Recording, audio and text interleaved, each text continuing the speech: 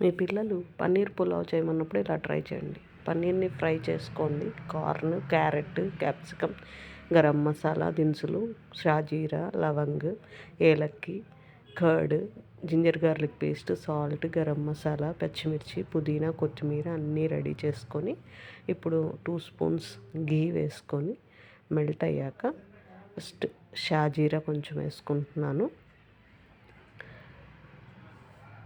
లవంగం, ఇలాచి కొంచెం ఓపెన్ చేసి వేసుకుంటే మంచి స్మెల్ వస్తుంది, మంచి అరోమా ఉంటుంది బాగా. కొంచెం మెల్ట్ అయిపోయింది ఘీ. సో ఇప్పుడు గరం మసాలా దినుసులన్నీ వేసేసి మనం కొంచెం కలుపుకున్నాక ఆనియన్స్ కొంచెం ఫ్రై అయ్యి కొంచెం ఇది అవ్వగానే మిర్చి, కొత్తిమీర, పుదీనా, carrot, chopped capsicum, corn pieces అన్నీ వేసి కొంచెం మిక్స్ చేసుకొని ఇప్పుడు అందులో కొంచెం కర్డ్ వేసుకుంటే టేస్ట్ చాలా బాగుంటుంది. ట్రై చేయండి, ఇలాగా మంచి టేస్ట్ వస్తుంది. తర్వాత ginger garlic paste, fresh ginger garlic paste, garam masala homemade అండి, నేను ఇంట్లోనే చేసుకుంటాను.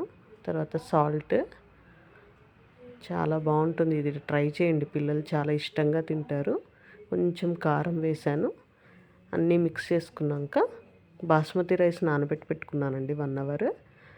ఆ బాస్మతి రైస్ని వేసేసి మిక్స్ చేసుకొని పన్నీర్ ఫ్రై చేసుకున్న పన్నీర్ పీసెస్ని వేసేసి రైస్ కుక్కర్ ఆన్ చేసుకుంటే పన్నీర్ పులావ్ కాసేపట్లో రెడీ అయిపోతుంది.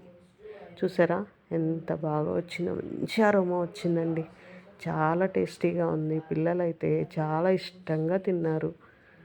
మీరు కూడా ట్రై చేయండి, చాలా బాగుంటుంది. Thank you.